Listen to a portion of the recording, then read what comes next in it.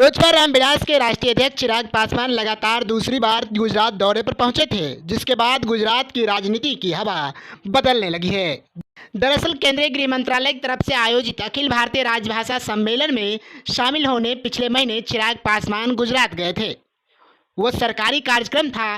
Party की तरफ से दावा किया जा रहा था कि उन्हें राष्ट्रीय राजभाषा सम्मेलन के संसदीय बोर्ड के सलाहकार के तौर पर आमंत्रित किया गया है। इस कार्यक्रम में उत्तर प्रदेश से भाजपा के नेता रीता बहुगुणा भी शामिल हुई थी। इनके और चिराग पासवान की तस्वीरें भी सामने आई थी। इस कार्यक्रम के चीफ गेस्ट भाजपा के चाणक्य कहे जाने वाले और देश के गृह मंत्री अमित शाह थे। वहीं सूत्रों का दावा है कि इस कार्यक्रम के दौरान अमित शाह और चिराग पासवान के बीच मुलाकात हुई और लंबी बातचीत भी हुई, लेकिन इन दोनों की कोई तस्वीर सार्वजनिक नहीं हो पाया। जिसके बाद चिराग पासवान एक बार फिर से गुजरात गए और उन्होंने इस दौरान कई नेताओं से मुलाकात किया। इसी दौरान वह गोधरा भी गए। वहां अपने पार्टी के नेताओं से मिले, विधानसभा चुनाव की तैयारियों की जायजा लिया। इसके साथ ही पार्टी को विस्तार करने को लेकर कई महत्वपूर्ण मुद्दों पर चिराग पासवान ने अपने कार्यकर्ताओं के साथ बातचीत की। लेकिन राजनीतिक जानकारों का मानना है कि चिराग पासवान की लगातार 2 गुजरात दौरा वैसे नहीं हुई है। वह भी इतने कम समय में चिराग पासवान की पार्टी की वहाँ न तो कोई बेस है और न ही लोजपा की कोई बड़ी वजूद है। लेकिन आखिरकार चिराग पासवान लगातार गुजरात दौरे पर क्यों जा रहे हैं? तो सूत्रों का मानना है कि चिराग पासवान की पार्टी लोजपा रामविलास गुजरात में होने वाले विधानसभा चुनाव लड़ सकती है। इसी वर्ष के दिसंबर महीने में गुजरात में विधानसभा चुनाव होने के आसार हैं और भारतीय जनता पार्टी लगातार वहां अपना वर्चस्व कायम कर रखा है। लेकिन दिल्ली और पंजाब के बाद आम आदमी पार्टी की नज़र गुजरात पर टिकी हुई है, इसलिए अरविंद केजरीवाल भी वहां बार बार जा रहे हैं। इसी सब के बीच विधानसभा चुनाव से ठीक पहले कुछ बड़ा खेल हो सकता है, क्योंकि जमुई के सांसद चिराग पासवान की पार्टी लोजपा रामविलास इस बार गुजरात के चुनावी मैदान में उतरने जा रही है। सीट और उम्मीदवारों को लेकर पार्टी की तरफ से रिसर्च वर्क चल रहा है। वहीं सूत्रों की माने तो अब लोजपा के राष्ट्रीय प्रवक्ता AK वाजपेयी ने कन्फर्म कर दिया है कि उनकी पार्टी गुजरात में विधानसभा चुनाव लड़ेगी, जिसकी तैयारी बड़े जोर शोर से चल रही है।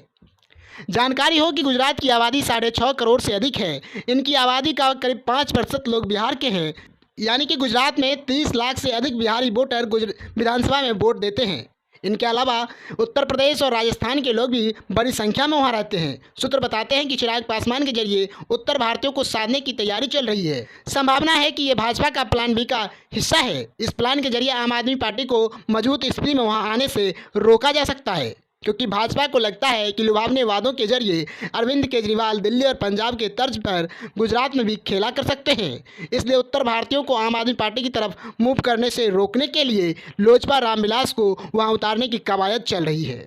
जानकारी हो कि पिछले 18 दिनों में लोजपा रामविलास के मुखिया चिराग पासवान 2 बार गुजरात दौरे पर गए हैं। बहुत कम समय के अंतराल पर उनका वहाँ जाना सबको चौंका दिया है। इस बात का एहसास होने लगा है कि चिराग पासवान वहां किसी बड़ी तैयारी में हैं। नज़दीक में होने वाला विधानसभा का चुनाव भी है, वहां दलितों की संख्या भी अच्छी खासी है। ऐसे में उत्तर भारतीयों के साथ इन्हें भी एकजुट करने की तैयारी चल रही है। वहीं लोजपा रामविलास के राष्ट्रीय प्रवक्ता AK वाजपेयी बताते हैं कि पार्टी गुजरात में किसी से गठबंधन नहीं करने जा रही है।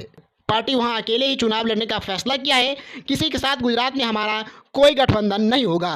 राष्ट्रीय प्रवक्ता ने आगे कहा कि हमारी पार्टी पहले भी 4 राज्यों में विधानसभा चुनाव लड़ चुकी है, जिसमें मणिपुर, उत्तर प्रदेश, पश्चिम बंगाल और झारखंड शामिल है।